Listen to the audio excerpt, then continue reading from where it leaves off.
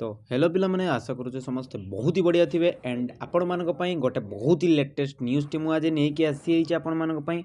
तो आशा करूचे समस्ते वीडियो टी को एंड जाय देखिबे एंड मझिरु छाड़ी के जिबेनी नले कहबे मु फेक इन्फॉर्मेशन दउची पूरा लास्ट जाय वाच करंतु एंड आपण पूरा एक्यूरेट जो जिनसटी मु आपन कहया पई चाहूती सेटा आपण माने जानि परिबे बुझी हला पिला माने। तो जेमिति कि समस्ते जानिथिबे कि आपणकर एनईपी 2020 जोड़ा आपणकर आसीची तार माने आपणकर जो एनसीटी रोची से किछिटा आपणकर गाइडलाइन बा किछिटा गोटे एनएक्सर आनीची जोटा पई एबे वर्तमान पिला मानक भितरे बहुत सारा डाउट रही बुझीगला पिला माने बहुत सारा डाउट रही मेनली से आपणकर बीएड एमएड पई आपणकर गोटे ड्राफ्ट आनीची जोटा कि रिसेंटली 20 तारिख आपणकर पोस्ट माने वेबसाइट रे आछि आ काली आपण ट्विटर बा एक्स जोटा आम कहूँ तार ऑफिशियल जो आपन एनसीटी रो ऑफिशियल जो तार अकाउंट रही से आपनकर गोटे नोटिस माने आसीतिला NCTE has release the draft NCTE 2025 along with norms and standards of 9 teacher education program in line with NEP 2020 on 20th February 2025 in public domain for seeking inputs and suggestion देखि परथिबे आपनकर एई जो draft T आपनकर एई draft T आपनकर ये जो draft ये आपनकर से ट्विटर रे पोस्ट करिछि एंड तार को प्रोग्राम विषय को माने अपेंडिक्स रे तार माने वर्णनाटा हेछि सेटा से एथे बास देछि बट आमे टोटली पूरा पीडीएफ टी को देखिबा एबे ता वेबसाइट रे जाई कि कोडी कोन अछि कोन नाही विथ मु आ गुटे जिंस देखे देबा पई चाहूछि माने आउ गोटे पोस्ट आपनकर एनसीटी तरफ रो आस्थिला जोटा कि आपनकर रहउछि माने एनसीटी न्यूज़ कहि कि गोटे आपनकर गोटे आर्टिकल टे हमरो गोटे पेपर रो आपनकर जो हिंदुस्तान टाइम रो माने तार जो गोटे आर्टिकल टे हमको दिया हितला देखंतु देखि दोछि आपन मानकु the NCTE may revert to 1 year BEd or MEd in 26 माने 2026 रे आपनकर जो एनसीटी आपनकर 1 ईयर बीएड आ 1 ईयर एमएड को आपनकर इंप्लीमेंट करि पारे बुझियला पिला माने। तेणु ये जो आपनकर गोटे आपनकर जो आर्टिकल टे बाहरी थिला आपनकर द हिंदुस्तानी टाइम्स रे एटा आपनको देखि परथिबे टोटली आपण माने चाहिला को पढी देबे जोथरे कि एनईपी 2020 विषय रे कोन कोन आपनको जो आईटीईपी प्रोग्राम टी रहउची ना से प्रोग्राम विषय रे आपनकर पिला माननको माने केमिति आपनकर जो 2026 रे एटा आपनकर लागू होबो सेटा आपनकर को हाइची टोटली बुझियला पिला माने। तो आमे टोटली एबे आ ऊपर बेसी डिस्कशन न करी चलंतु वेबसाइट रे जिबा कोन आरो रहिची सत्यता कोन नाही आमे ताकू टिके देखिबा। तो आम आसी बर्तमान आपनकर जो ऑफिशियल वेबसाइट रही आपनकर एनसीटी रो तार ए मु देखे दोछि आपनकर ए जो आपनकर गोटे जो पब्लिश हेछि ए जो एटा डाउनलोड करूछि तार प्रोग्रामटा रूल एंड रेगुलेशन जोटा रहउछि नॉर्म्स एंड प्रोसीजर डाउनलोड तो कर देछि एबे तक ओपन करिया हां देखि पारथिबे ओपन हेछि पिला माने आपन आगरे म एबे ओपन कली आउ देखंतु एई तार डेट भी आपनकर मेंशन अछि 20 फेब्रुआरी रे एटा आपनकर पब्लिश हेछि नोटिस टी एंड ता सहित जो आपनकर जे रहिचंती तांकर सेक्रेटरी फॉर एग्जांपल आपनकर अभिलिषा झा मिश्रा सी आपनकर ताको अप्रूवल मध्ये दैचंती आपन माने जानिथिबे एनसीटी रो काम कोन प्रथम पिला माने जो माने भी आपनकर आंध्र बीएड करूचंती आंध्र बीएड काश्मीर बीएड बा अदर स्टेट बीएड करूचंती ना प्रथमे तो से माने देखंती से माने जो भी यूनिवर्सिटी रे करूचंती ना सेटा आपनकर एनसीटी रो अप्रूवलटा अछि ना नहीं। तो एनसीटी गुटे बहुत ही माने मुख्य भूमिका आपनकर ग्रहण करे बुझियला ना पिला माने। तेणु केबे भी आपण माने ए जिंस भाबिबेनी जे एनसीटी गोटे साधारण संस्था नुह से टोटाली आपनकर जेति कि आपनकर टीचर एजुकेशन को टोटाली से निज हाथ रे रखिछि निजे हैंडल करूछि तेणु सी जहाँ भी रूल रेगुलेशन करिवे सेटा समस्त को मानिया पई बाध्य बुझियला पिला माने। तेणु आकु केही भी नेग्लेक्ट करिवे नाही मु बार बार कहूछि जो माने भी आंध्र बीएड काश्मीर बीएड करूचंती आकु लास्ट जाय देखंतु। तो पिला माने देखंतु आपनकर जो नोटिस टी आछि एथिरे आपनकर वेरियस टाइप्स ऑफ माने टीचिंग प्रोग्राम बा जोड़ा रहउछि आपन ता भितरे कराइछि एक्सप्लेन कराइछि गोटे तो आपनकर आईटीईपी प्रोग्राम प्रथम कथा मु आपन साथरे कहली आईटीईपी रो मीनिंग होउछि इंटीग्रेटेड टीचर एजुकेशन प्रोग्राम बुझियला पिला माने एटा होउछि आपनकर आईटीईपी विषय रे आपनकर अपेंडिक्स 1 रे हमर देइछि। तो आमे ताको पछरे जिबा फास्ट आमे देखि देबु कोन कोन देइछि। सेकंड थिंग आपनकर art education physical education Sanskrit education yoga education with आमे वर्तमान जो आपनकर 2 ईयर रो बीएड एजुकेशन कोर्स करूछु ना आमे बैचलर ऑफ एजुकेशन प्रोग्राम रे सेटा विषय रे आपनकर अपेंडिक्स 6 रे से देइछि बुझियला पिला माने। आ गोटे जो आपनकर 1 ईयर बीएड जोटा रहउछि आपनकर को माने जो माने पीजी पास करथिबे से माने करिवे 1 ईयर रो बीएड ବୁଝିହେଲା। ୱିଥ୍ ତା ସହିତ ଦୁଇଟା ଆଉ ରହିଛି, ଗୋଟେ ହେଉଛି full time leading master MEd course, ଆଉ ଗୋଟେ ରହୁଛି ଆପଣଙ୍କ ପାର୍ଟ ଟାଇମ୍।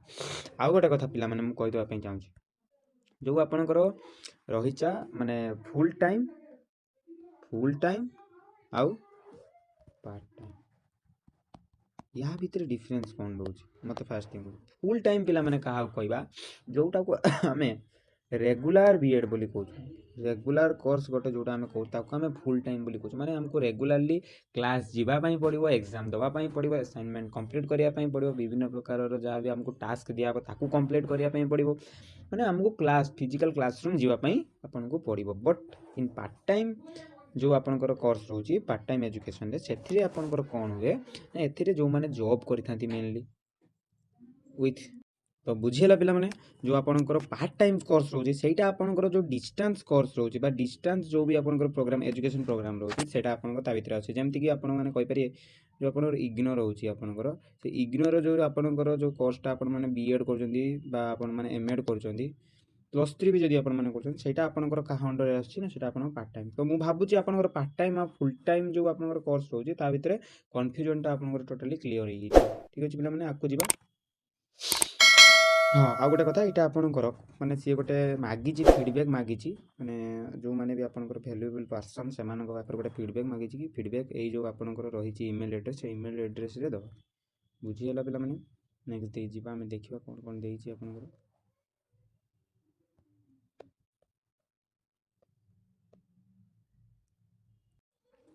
ତ ଆର ଯେଉଁ appendix 1 ରହିଲା ଆପଣଙ୍କର, ଆମେ ଦେଖିବା ଆପଣଙ୍କର appendix 6 ଯେଉଁଟା ରହୁଛି ଆପଣ national council of teacher education notification norms and standards for bachelor of education 2 year BEd programme. ବୁଝିପାରିଲେ ପିଲାମାନେ? ତାର କ'ଣ କ'ଣ ରହିଲା, ଏବେ ଆମେ ଗୋଟେ ଗୋଟେ ଜିନିଷ ଆମର ଯେଉଁ ତାର ଦେଖନ୍ତୁ, ଫାର୍ଷ୍ଟ ଥିଙ୍ଗ ତାର ଯେଉଁ ମାନେ ଏଜୁକେସନ୍ ସିଷ୍ଟମଟା 5+3+3+4 ଡିଜାଇନରେ ତାର ଆପଣଙ୍କର ରହିଲା। ୱିଥ୍ ତା ସହିତ ଯେଉଁ ଆପଣଙ୍କର ମାନେ ଯେଉଁ ଆପଣଙ୍କର ଯେଉଁ ମାନେ ପ୍ରୋଗ୍ରାମଟା ଆପଣଙ୍କ ବା ବିଏଡ଼୍ କୋର୍ସଟା ଯେଉଁ ରହିବ, ସେଇଟା ଯେଉଁ ଆପଣଙ୍କର ହାୟର ଏଜୁକେସନ୍ ଡିପାର୍ଟମେଣ୍ଟ ତରଫରୁ ଆପଣଙ୍କୁ ମାନେ ପ୍ରତି ଯେଉଁ ଟୋଟାଲ୍ ଆପଣଙ୍କର ସେଣ୍ଟରରେ ଯେଉଁ ଏକ୍ଜାମଟି ହେବ ନା, ସେଇଟା ଗୋଟେ ହିଁ ଆପଣଙ୍କର ଗୋଟେ ସଂସ୍ଥା ଆପଣଙ୍କର କଣ୍ଡକ୍ଟ କରିବ। ମୁଁ ଏଇଠି ଦେଖାଇ ଦେଉଛି ଆପଣଙ୍କୁ, ସର୍ଟରେ ମୁଁ କହିଦେଉଛି। ଦେଖନ୍ତୁ, ଏ ଯେଉଁ ଆଡ଼ମିସନ୍ ପ୍ରୋସିଜିଅରରେ ନା ଆପଣମାନେ ଦେଖିପାରୁଥିବେ, ଯେଉଁ ଆପଣଙ୍କର 2 year program shall be through a subject and aptitude test, ଗୋଟେ ଟେଷ୍ଟ ଆପଣଙ୍କର ହେବ, ଯେଉଁ ଟେଷ୍ଟଟାକୁ ଆପଣଙ୍କର NTA ଆପଣଙ୍କର କଣ୍ଡକ୍ଟ କରିବ। କ'ଣ କହିଲି ପିଲାମାନେ? ନ୍ୟାସନାଲ୍ ଟେଷ୍ଟିଂ ଏଜେନ୍ସି ଯେଉଁଟା ଆପଣଙ୍କର ରହୁଛି NTA, ଯେଉଁଟାକି ଆପଣଙ୍କର NTA କ'ଣ କରେ, ନିଟ୍ ଏକ୍ଜାମକୁ କଣ୍ଡକ୍ଟ କରାଏ। ବୁଝିପାରିଲେ ପିଲାମାନେ? ଆପଣଙ୍କର ଯେଉଁ ନିଟ୍ ଏକ୍ଜାମ୍ ରହୁଛି, ସେ ନିଟ୍ ଏକ୍ଜାମକୁ କିଏ କଣ୍ଡକ୍ଟ କରାଏ? ଆପଣଙ୍କର NTA। ତେଣୁ ଏଟା ବି ଆପଣଙ୍କର ସେ ବିଏଡ଼୍ ଏକ୍ଜାମକୁ ଆପଣଙ୍କର କିଏ କଣ୍ଡକ୍ଟ କରାଇବ? ଏବେ ଆପଣଙ୍କର NTA ହିଁ କରାଇବ। ମାନେ ଆପଣ ଯେଉଁ ଆନ୍ଧ୍ର ବିଏଡ଼୍ କରୁଛନ୍ତି ବା ଆପଣ ମାନେ ଯେମିତି ମୁଁ କହିଦେବି, ଦେଖନ୍ତୁ ଆପଣ ଆନ୍ଧ୍ର ବିଏଡ଼୍ କରନ୍ତୁ, ଏବେ କେମିତି କରୁଛନ୍ତି ଆପଣ ମୋତେ ଗୋଟେ କଥା କୁହନ୍ତୁ ନା, ଆପଣମାନେ ପଇସା ଦେଇକି ଡାଇରେକ୍ଟ ଆଡ଼ମିସନ୍ ନେଉଛନ୍ତି, ଯାଉଛନ୍ତି ଏକ୍ଜାମ୍ ଦେବା ପାଇଁ ଏଜେଣ୍ଟଙ୍କ ଥ୍ରୋରେ। ବୁଝିହେଲା? କିନ୍ତୁ ଏବେ ଆଉ ସେ ସିଷ୍ଟମ୍ ଆପଣଙ୍କର ଲାଗୁ ହେବ ନାହିଁ।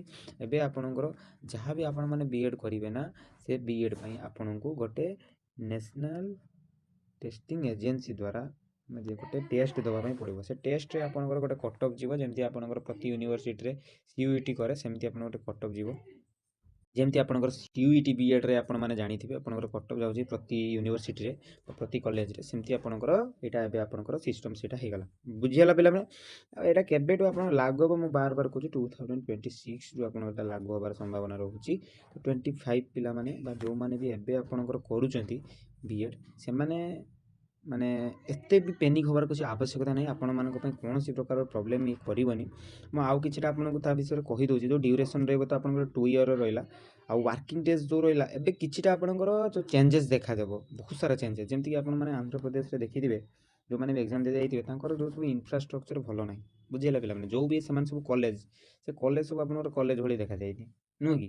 ତେଣୁ ସେସବୁ ଜାଗାରେ ଆପଣଙ୍କର ହଟେଇ ଦିଆଯିବ ସେ କଲେଜକୁ। ସେଠି ଆପଣଙ୍କର ଯେଉଁ ଇଣ୍ଟିଗ୍ରେଟେଡ୍ ଟିଚର ଏଜୁକେସନ୍ ପ୍ରୋଗ୍ରାମ୍ ତାକୁ ଲଞ୍ଚ କରାଯିବ। ବୁଝିହେଲା? ତେଣୁ ଏସବୁ ପ୍ଲାନିଂ ରହିଛି ଆପଣଙ୍କର NCTର। ବୁଝିହେଲା? ମିନିମମ୍ କେତେ ଆୱାରର ଆପଣଙ୍କର କ୍ଲାସେସ୍ ରହିବା ଦରକାର। ବୁଝିହେଲା? ମିନିମମ୍ କେତେ ଘଣ୍ଟାର ଆପଣଙ୍କର କ୍ଲାସ୍ ରହିବା ଦରକାର। ଆଉ ଜଣେ ଯିଏ ଇନଷ୍ଟ୍ରକ୍ଟର ଆପଣଙ୍କୁ ପଢ଼େଇବେ, ବୁଝିଲେ କି ତାଙ୍କର କ'ଣ ସବୁ କ୍ୱାଲିଫିକେସନ୍ ରହିଥିବା ଦରକାର।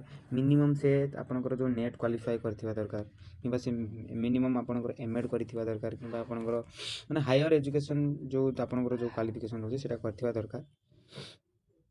ଦେଖିପାରୁଥିବେ ଏଇଠି ଆପଣଙ୍କର ଆଉ କ'ଣ ଦେଇଛି ପିଲାମାନେ, ଇନଟେକ୍ ମାନେ ଆପଣଙ୍କର ପ୍ରତିବର୍ଷ ଯେଉଁ ଆପଣଙ୍କର 100ଟା ସିଟ୍ ରୁହେ, 110ଟା ରୁହେ, 10ଟା ଆପଣଙ୍କ ହାତରେ ଥାଏ ଆଉ 100ଟା ଆପଣଙ୍କର ମାନେ ପିଲାମାନଙ୍କୁ ଅଣାଯାଏ।